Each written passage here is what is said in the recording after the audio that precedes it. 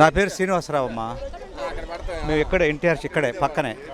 అసలు అన్ని సమస్యలేగా. అసలు సమస్యలు ఏమంటే ఇప్పుడు ఈ రోడ్డును పోతుంటే అన్ని గుంతలు ఏమంటే ఈ రోడ్డు బారుకి. మరి 5 సంవత్సరాలు జగన్మోహన్ రెడ్డి కానీ ఇక్కడున్న నాయకులు కానీ ఏం చేయగలిగారు? ఒక్క రోడ్లు ఎక్కడన్నా చిప్పుడు మట్టేశారా? లేదు ఏదైనా ఒక పరిశ్రమ తీసుకొచ్చారా? లేదు 10 మందికి ఎవరికైనా ఉపాధి కల్పించే పని చేశారా?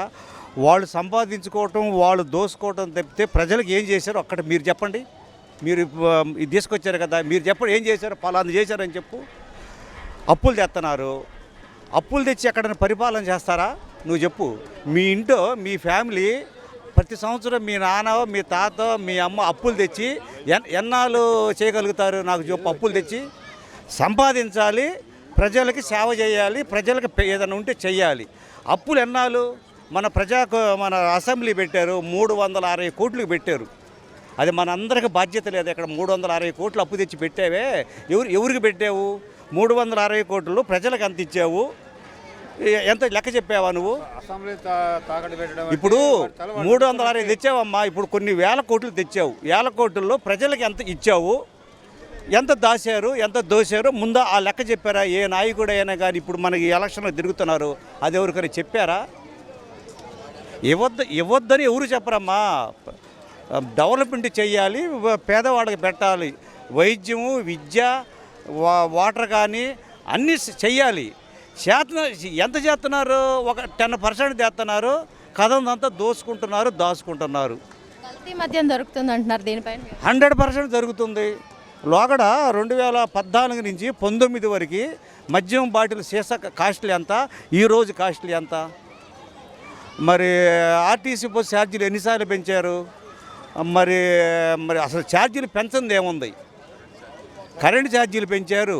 మరి పోలవరం 72% పోలవరం పూర్తయితే 72 పోతే 28% దాన్ని పూర్తి చేయలేకపోయారు.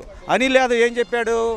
21కో 22కో మేము ఫినిష్ చేస్తాము, వాటర్ వదులుతామన్నాడు. ఏమైపోయాడు? ఆడ గుద్దితో ఈడకొచ్చి పడ్డాడు నరసరాపేటలో. ఇప్పుడు ఆయన చెబుతాడు అనిల్ యాదవ్ ఆ మాటగా. మరి అట్ట చెప్పకూడదు కదా. నాయకుడు అయిన వాళ్ళు నువ్వు నేను చెప్పొచ్చు, నాయకుడు అయిన వాళ్ళు అట్ట చెప్పి మరి ఈ పరిస్థితి ఏంటి? రాజధాని ఏముందమ్మా? అక్కడ ఏదో 33 గ్రామాలు లేదా 3,000 చిల్లర రైతులు పొలాలు ఇచ్చారు స్వచ్ఛందంగా. వాళ్ళకి ఏమి మనలాగా కొన్ని దేశాలు అయితే కొంతమంది ఎవరు కూడా మరి ఆ రోజుల్లో జనం నమ్మకం మీద ఇచ్చారు. ఇవాళ పరిస్థితి ఏంది నాకు చెప్పు.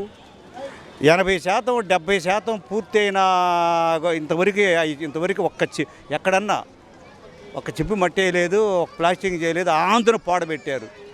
ఎవరికి నష్టము? జగన్మోహన్ రెడ్డి నష్టమా? లేదా 151 మంది ఎమ్మెల్యేలు గెలిచిన నష్టమా? వాళ్ళు నష్టపోయారా? వాళ్ళు ఇంకా దోసుకున్నారు. ఇప్పుడు బెమ్మసేన అంటారా? నిజాయితీ పరుడు, ప్రజలకు సేవ చేస్తాడు, 100కి 100% ప్రజా సేవ చేస్తాడు అని నేనంటాం కాదు. ఈ 7 అసెంబ్లీ నియోజకవర్గాల్లో ప్రజలకు ఉన్న అభిమానం ఆయన అంటే. రేపు చూడు ఎంత మెజార్టీ వచ్చిందో. గతంలో ఏనాడు రాని మెజార్టీ ఈరోజు వచ్చింది.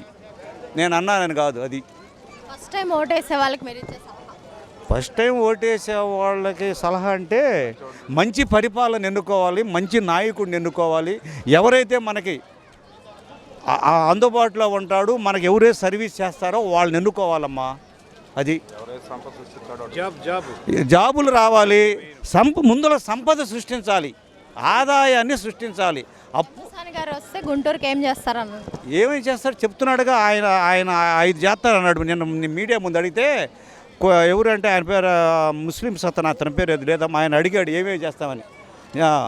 ఆయన 5 కాదు 10 చెబుతానన్నాడు. చెప్పాడుగా ఆయన. విద్య, వైద్యము, అన్ని వాటరు అన్నీ డెవలప్మెంట్ చేస్తానన్నాడుగా. చేసి చూపెడతానంటున్నాడు ఆయన.